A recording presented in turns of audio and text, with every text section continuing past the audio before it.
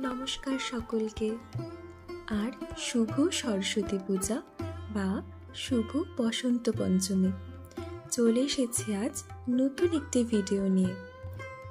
সরস্বতী পূজা হিন্দু বিদ্যা ও সঙ্গীতের দেবী সরস্বতীর আরাধনাকে কেন্দ্র করে অনুষ্ঠেয় একটি অন্যতম প্রধান হিন্দু উৎসব।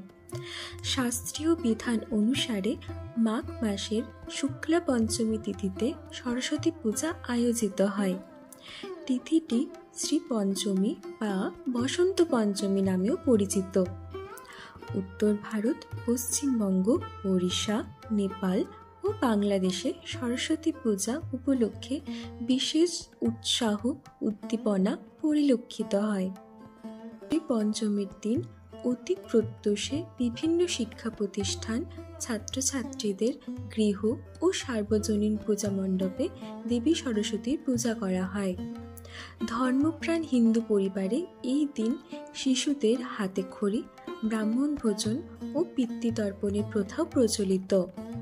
পূজার দিন সন্ধ্যায় শিক্ষা প্রতিষ্ঠান ও সার্বজনীন পূজা মণ্ডপগুলিতে সাংস্কৃতিক অনুষ্ঠানও আয়োজিত হয়।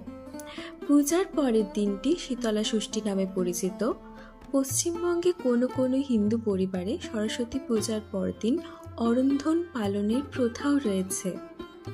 সরস্বতী পুজো শুধুমাত্র একটি ধর্মীয় অনুষ্ঠান নয়, এটি একটি সামাজিক অনুষ্ঠানও। এই উৎসবটি মানুষকে একত্রিত করে এবং সম্প্রদায়ের বোধ জাগিয়ে তোলে। সরস্বতী পুজোর দিন পরিবার এবং বন্ধুরা একসাথে মিলে পুজো করে এবং খাবার খায়।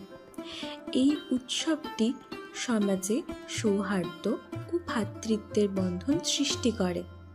সরস্বতী পুজো শিক্ষা, সংস্কৃতি এবং সমাজের একটি উৎসব।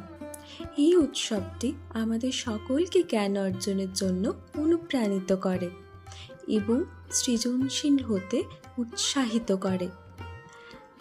সরস্বতী পুজো আমাদের জীবনে আলো এবং জ্ঞান আনে। ভালো থাকবেন, সুস্থ থাকবেন এবং সাথে থাকবেন। নমস্কার।